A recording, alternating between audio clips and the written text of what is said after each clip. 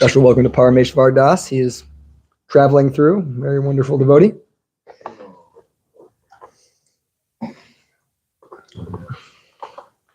So tonight I got caught up, as usual, talking to some nice person. And I was thinking, oh my gosh, I didn't have very much time to prepare for class, which I never do. So, but I want to talk about peace. I was born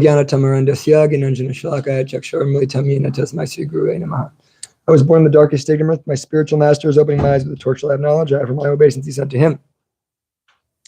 So everybody's seeking peace in the world. It's the only substance that's more valuable than gold, more valuable than silver, more valuable than crypto, more valuable than everything, more valuable than the Iraqi dinar. Very valuable, this peace. So we're all seeking peace, and we're all seeking how to find peace. And even devotees are seeking how to find peace. And I was just meditating yesterday. I was thinking about this verse, which is a famous verse, the peace formula.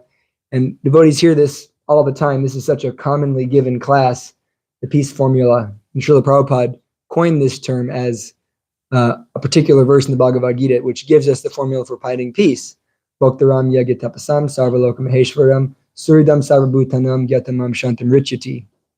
In which Krishna is speaking to Arjuna, he says that the great sages, knowing me to be the supreme proprietor and beneficiary and benefactor of all receiver of all sacrifices, beneficiary of all sacrifices, and tapasya, meaning austerities, the supreme friend of every living entity, and the Lord and master of all planets and demigods. A person who understands these three things, he can achieve peace. And I was thinking, well, man, I know these things for years. And I know so many devotees who know these things, but I don't know if I'm peaceful. I don't know if a lot of us are peaceful. Sometimes we find ourselves in situations where it's like, I know the Bhagavad Gita, but why am I not feeling peaceful? And I was meditating on that for a second, because most people can understand this, even if they're hearing it for the first time or they've heard it for years, that God is the supreme beneficiary of everything we do. Everything we do ultimately ends up on his desk. That's for sure.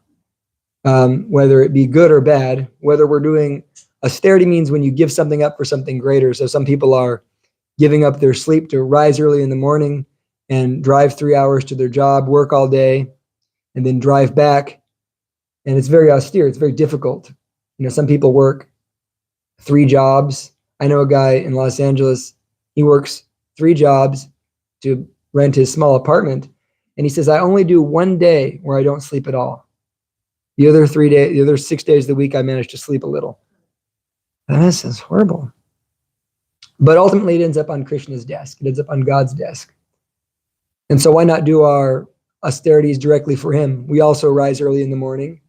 We rise early in the morning for Krishna, to glorify the Lord and to connect, because it's a great time in the morning to connect with God and to have a solid foundation for our day in which we can go about our business in a connected state. And I've noticed over the years doing this that people will rise early in the morning for the dollar. People who never get up, they'll rise early in the morning for the dollar. But sometimes we find it very difficult to rise early in the morning for God. It becomes difficult.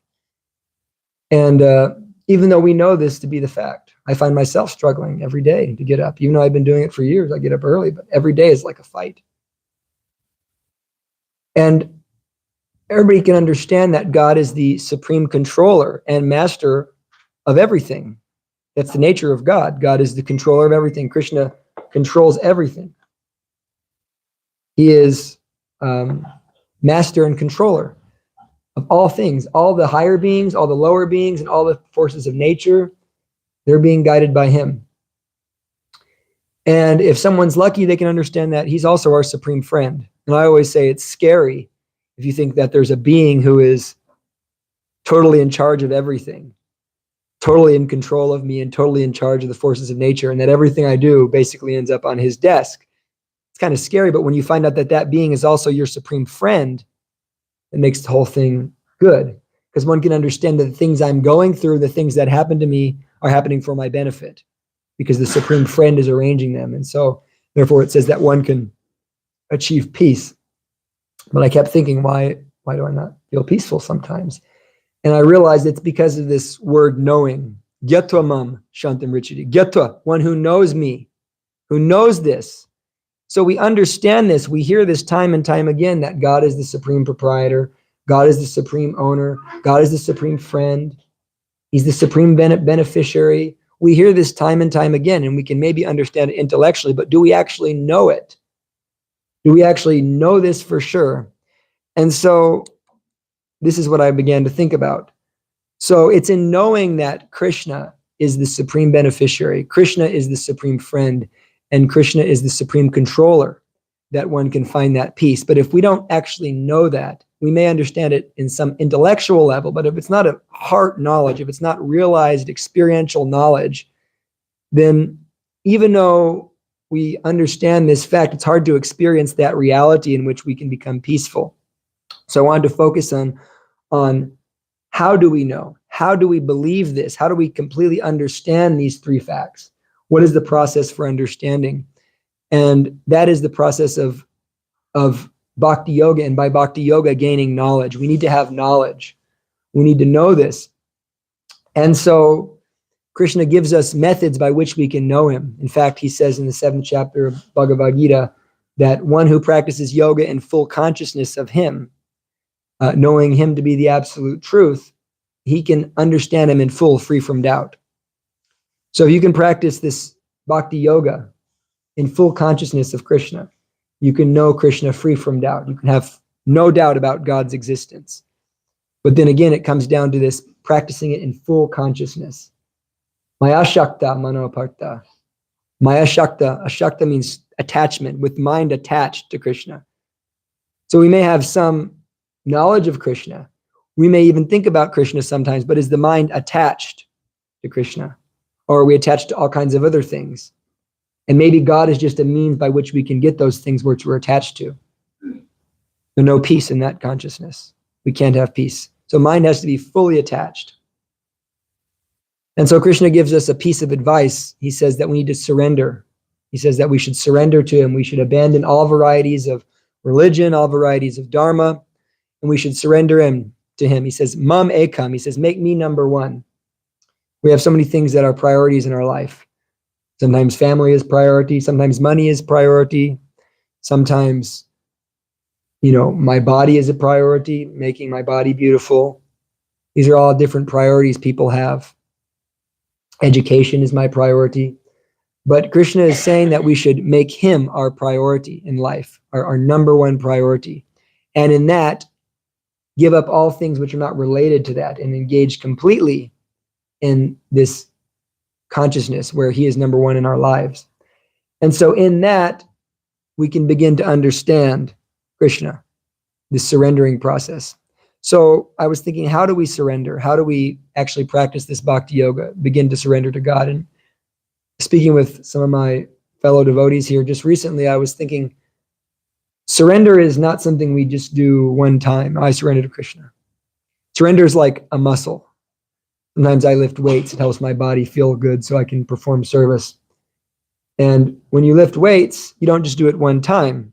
You have to continuously practice so that you gain muscle. So surrender is also a muscle. It's something you do, and then you do again, and then you do again, and then you do again. It's a constant process. Every moment is an opportunity by which we can surrender or not surrender, because every moment we're given one thing for sure. We're given free will. We have a choice. We have a choice where to put our minds. We have a choice where to put our attention. We have a choice where to put our consciousness. And so each moment is an opportunity for us to think, am I surrendered to Krishna or am I not surrendered to Krishna? What am I thinking about? What is the goal of this moment? And the present will determine our future. What we do now will determine our future, and what we do now will become the past. So it's in this constant endeavor to surrender in the moment by which we can expand our consciousness and come to know Krishna. We must work at it. So every moment we might find choices that are either favorable for our spiritual development or unfavorable for our spiritual development. Examples being any type of intoxication. alcohol, drugs. These things are not favorable for developing spiritual consciousness. And so if those things come upon us, we're offered these things. We either have the choice to accept or the choice to reject. This is the mind's business, accepting and rejecting. And so sometimes someone may make you very angry. We have the choice to act in reaction mode and become angry back, or we have the choice to remain Krishna conscious and become forgiving, become kind. We always have a choice. And so, although these things on their own, being kind on its own, being sober on its own, doesn't really have much value in terms of spiritual life, in a sense, because even an atheist can have all these things, but that doesn't necessarily mean they're connecting with God. And without connecting with God, no one can have any peace. So when one does these things as an offering to God, let me remain sober as an offering to God. Let me remain calm and peaceful as an offering to God. Let me be kind as an offering to God. In this way, each moment gives us an opportunity to surrender and to deepen our spiritual consciousness. One of our gurus in this movement, His Grace Vaisheshika Prabhu, he speaks a lot about how when he's driving around California, it's a great opportunity for him to practice Krishna consciousness. And if someone cuts him off in the road, he goes, I forgive you. He's practicing, developing his consciousness in that way. So we also have this ability to go moment by moment and remember this surrender. What is favorable? And so that means we must keep our eye on the goal, our eye on the prize. And that goal is Krishna consciousness. That goal is to know and love God. And unless we get the goal right, we can't get the process right, and we can't get the relationship right. And it's in relationships that we find happiness, right? Everybody's seeking love through their family, seeking love through their children, their parents, their spouses, even their occupations. And so if we don't understand the goal, we can't understand the process nor the relationship. So it's very important to understand what is the goal of your life, to have some peace. And the goal of our life is not to make money. Our goal of the life is not to have all the toys. And I was just thinking, this material world, it's even scientifically, there's so many elements on the periodic table. They're like little blocks, like a little boy, you put him in a playpen, he starts building a little house or a little tower or a little gate. He's playing with blocks. And so in the same way, the living entities in this material world, they're like little children moving the blocks around. They move the blocks around, nice house, nice car, and trying to find a way to have some happiness in this imaginary situation, which is ultimately only temporary. That's why it's imaginary, because it exists for some time and then will cease to exist. All of us, likely, no one will know our name 200 years from now. Hey, Mother Sundamini, she'll be a famous Vaishnav. But besides that, no one will know our name. So in this way, the living entity is simply trying to move the material blocks around in a way in which that I can be satisfied, I can be happy.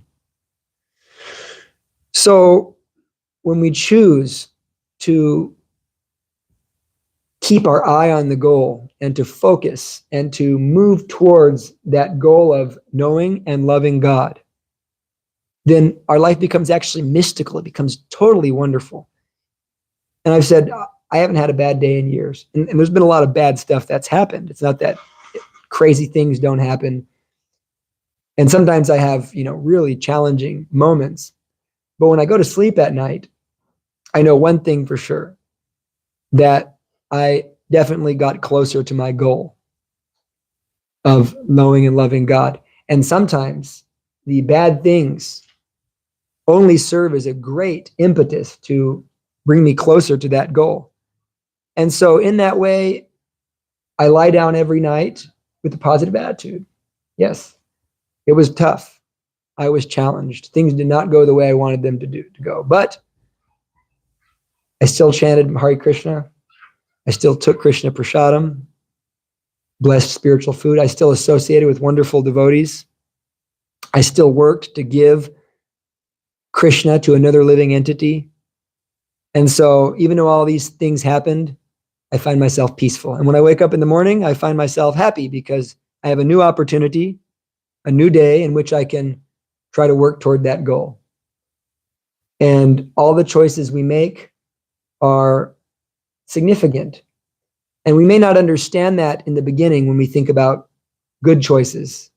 But we can definitely understand it when we analyze bad choices. If I make 5 or 6 bad choices, you can see me on First Avenue, homeless. No, seriously, it's only 5 or 6 bad choices away. People have analyzed it. How many bad choices does it take to end up dead or, totally homeless or, in a gang? It's not much. You just make a few bad choices. So in that same way, it's not as perceivable. But if you make positive choices that are favorable toward this goal of knowing and loving Krishna, then you will find that each day becomes a wonderful and beautiful adventure. And that's spiritual life. And then we begin to develop some knowing that this is real. We develop some peace. We develop some actual understanding that Krishna is my friend. And everything I'm doing for Krishna. And so it doesn't mean we give up our duties and become a monk or go to the forest right away. You may do that. Some people do, but majority of people aren't going to do that. So Krishna, he gives a verse in the Bhagavad Gita. He says, Tasmat sarveshu kaleshu mam anusmaram yudyacha maya prita mano buddhir mam eva shashasham shayaha. He says, perform your prescribed duty. In this case, he's speaking to Arjuna. So he says, of fighting, while at the same time remembering me in the form of Krishna. With your mind and intelligence fixed on me, surely you will attain me without fail. And His Divine Grace, A.C. Bhaktivedanta Swami Prabhupada, comments on this verse. And he says, this verse is very important for those who are engaged in material occupations, whatever it may be. He said it's very important because one may do whatever they do while simultaneously chanting Hare Krishna, Krishna Krishna, Hare Hare, Hare Rama, Rama Rama, Hare Hare. And in this way, with their mind and intelligence fixed on Krishna, they'll come to Krishna. So do whatever you do. Be a cab driver, be a householder, be a father, a mother. Now, there are certain things that it's hard to offer to Krishna, like working in a slaughterhouse or, selling drugs. These things are difficult. But in any case, you can still chant Hare Krishna. But anyhow, if you do what you do and you chant Hare Krishna and you strive to live in such a way and to behave in such a way that Krishna will be pleased, where I'm making choices that are Krishna conscious. And basically, I'm choosing that which is going to give me that goal, that understanding. When you live in such a way, you'll find that you begin to know that Krishna is real. Krishna says, Pratyak savagimam dharmam susukam kartamadyam. He says that this knowledge, this bhakti yoga is pratyak. It's it's understood by self-realization. You don't have to believe it. Like people say, I believe in this, I believe in that religion, I believe in this or that. Belief is nice and belief is important, but it's only the beginning phase, this faith. Faith is supposed to lead us to this pratyak, where I don't just believe, I know, I have experience of God. God is working in my life in so many unbelievable and profound ways that I can never possibly deny the existence of this personality. So one who lives in such a way begins to have this self-manifest knowledge. And we'll all have to face death. It comes down to this death. Every spiritual talk has to do the afterlife thing, right? So what about death? Death is kind of generally unpleasant for people because at death, one is forced to leave everything they've accumulated, all of the people they know, all of the situations. Those things are being stopped and one is put into a new position. One is removed from this position and taken to a new position. And so due to attachment, the living entity has a tendency to come back to the material world and reincarnate. And this cycle continues for an immense amount of time, wherein the living entity finds himself in situations that are not peaceful and that are full of suffering. And we don't want to be not peaceful and full of suffering.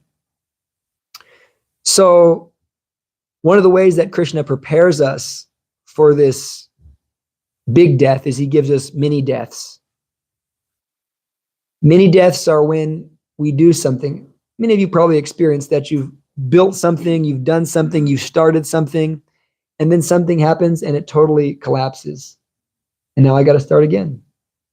Sometimes relationships are like that. Man and woman will fall in love, glorious, wonderful, and then there's a divorce. And we find that, generally it's just totally devastating for both parties. They're just devastated. It feels like they died. Sometimes a breakup can actually feel like one is dying. People sometimes commit suicide because it's just so painful, because they've invested so much time and energy into this. Now it's ceased. And so just imagine what the big death is going to be like for such people whose consciousness is so absorbed. It's just something to think about. And so we'll experience these many deaths in our lives, tragedies, and we may experience the death of a loved one. This is another tragedy. It's very hard for us to go through. I know I fear the death of my loved ones much worse than I fear my own death. So when we learn this process of surrendering to Krishna and how to live in a Krishna conscious way with that goal in mind, with that Krishna bhakti goal in mind, that I'm going to develop knowledge and love for God, then we are able to overcome all of these many deaths in an immensely peaceful way. And there's some examples given in the Srimad Bhagavatam. And the main example is the Srimad Bhagavatam, in which the king, Maharaj Parikshit, great king, all opulence you can imagine. His kingdom was greater than the heavenly kingdoms. But due to a mistake, he was walking in the forest and he wanted some water, and he saw a sage and he was thinking, my dear sage, please give me some water. But the sage was absorbed in meditation, was not waking up. And so in a little moment of anger, he took a dead snake and he garlanded this sage. The sage's name was Shamaka Rishi. And so that sage's son cursed him. His son's name was Shringi. Cursed him that you will now die in 7 days. So generally when someone gets a death sentence, they become rather morose. Or when they know that what they want is not going to happen, they become rather morose. But what did Maharaj Parikshit do? He took it as an opportunity to fix his mind on the goal. And he found a guru and he sat down for 7 days and he heard that guru speak the philosophy and the activities of the Supreme Personality of Godhead, Krishna, just like you're doing now, except he did it for 7 days very attentively. And so in this way, he met death with total peace, because he was hearing this transcendental knowledge and he was taking shelter of it. He was surrendering deeply. And also there's one other story. Maharaj Chitraketu was also cursed. He was cursed to become a demon. No one wants to become a demon. A very gnarly, ugly demon named Vritrasura. But when he came in front of the person who cursed him, Parvati, he said, I'm not scared. I have no fear, because I have full faith that Krishna is the supreme beneficiary, Krishna is the supreme controller, and Krishna is the supreme friend. And so even though this appears very bad, it appears very hard, it appears very difficult, I know that my supreme friend is behind it. And therefore, he found immense peace. So whatever happens in our life, we can understand, if we have the goal in mind, we can understand that actually our supreme friend arranges this for us. All of the challenges, all the things that seem unfair and they're not right, they're arranged by our supreme friend so that we can find supreme peace. They're arranged by our supreme friend so we can find supreme peace. And so that challenge, that person we love, that whatever it is that is not working out, it's Krishna's arrangement so that we can find immense peace. In that, what are we going to take shelter of? Generally, when people are upset, when they're not getting what they want, they take shelter of, nowadays, this is what they do. This is the standard shelter.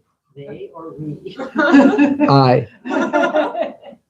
No, that's what they do. I don't want to think about it. I'm just going to look at my phone, look at Facebook, and scroll.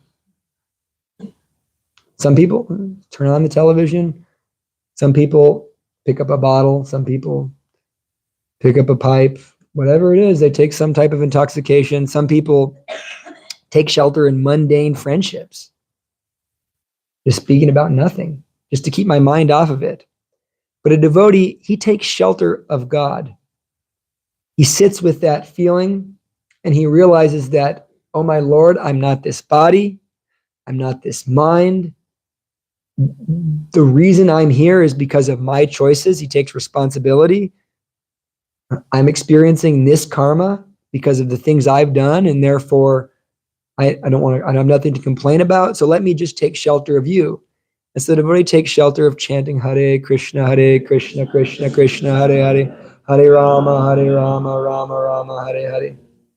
So when you chant Hare Krishna, you're actually taking shelter of Krishna. And I remember I realized that once I was having the worst. This was actually the dark night of the soul for me. It was the worst experience I ever had in my life. And I remember I was listening to a Radhanath Swami lecture, and he said, you have to take shelter of the holy name. And I just thought, what does that mean, take shelter of the holy name? I just meditated on it.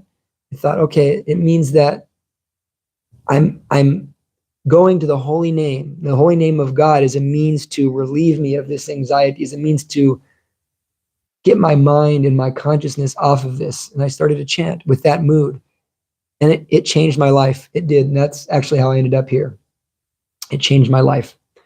So we need to know this. In fact, we have to know that Krishna is our supreme friend. He's the supreme beneficiary, and he's the supreme controller. And that faith, that knowing comes from experience. And if you want experience, you have to take it seriously. If you chant 1 round a day, make it a good round. If you chant a little, make it good chanting. If you read, make it good reading. You're going to come to a kirtan. I always say, don't take a kirtan for granted. Every kirtan is precious. If you're just sitting there talking during the kirtan, you're missing out on the opportunity. So if you take it seriously, then you get experience. And the other thing that develops that faith and that knowing is association. When you decide that I'm going to associate with spiritually minded people, devotees of God, I'm going to make them my friends, they will instill faith into us. And as that faith develops, what develops is trust. Trust in Krishna. And that trust in Krishna, that trust in God, that no matter what happens, I'm yours and you are mine. That's our relationship with Krishna. When we have that trust, then we will have peace. And the classic example is that of the great and wonderful devotee Prahlad Maharaj, who in the face of death and in the face of execution remained completely and utterly peaceful, chanting Om Namo Bhagavate Vasudevaya, chanting Hare Krishna, chanting the name of God, because he understood that if God wants me to die, nothing can save me. If God wants me to live, nothing can stop that. And so it's just very, very important that we put that goal in front of us. And you can do that very easily by chanting Hare Krishna every day in the morning. It helps you set that goal, set that intention. So we encourage everybody here to come. We have beautiful books, Bhagavad Gita. If you don't have one, please take one. Srimad Bhagavatam. This is the science where there's example after example after example. So many case studies in which one can learn this process of surrendering to God. If you like one, come see me after. And you will find that your life becomes immensely peaceful. And every day becomes a positive adventure, even if it seems totally miserable. So are there any questions or comments? Realizations, criticisms? Yes. So I have realized since I came to the consciousness, when I go to work, it's a healthy setting, it's kind of stressful. What I do is I always remember him and ask him to be by my side. Whatever reason, whatever happens, it just, I just pray him, be with me. I can face anything that happens easily. And it has happened so many times. And sometimes, I don't know, I was not maybe serious or something. I just maybe forgot to pray to him. And then I do realize that, I have experienced very stress. Yeah. What's really amazing is when we take that shelter of Krishna, what happens is I find myself laughing, literally laughing, like sometimes hysterically when you realize that somehow Krishna took you through and you realize how bad it would have been had you not taken shelter of Krishna.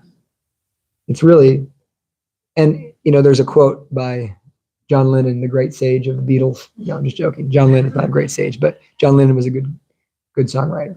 One of the things he said was,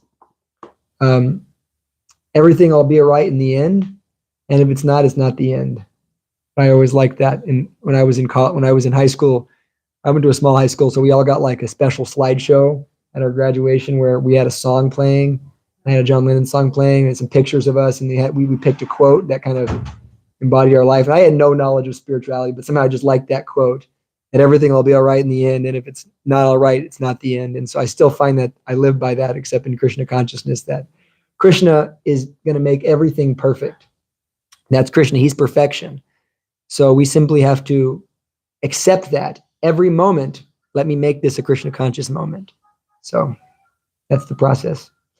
Thank you very much. Hare Krishna. All glories to Srila Prabhupada. Now we're going to do some more chanting. It's an opportunity for us to take shelter of Krishna.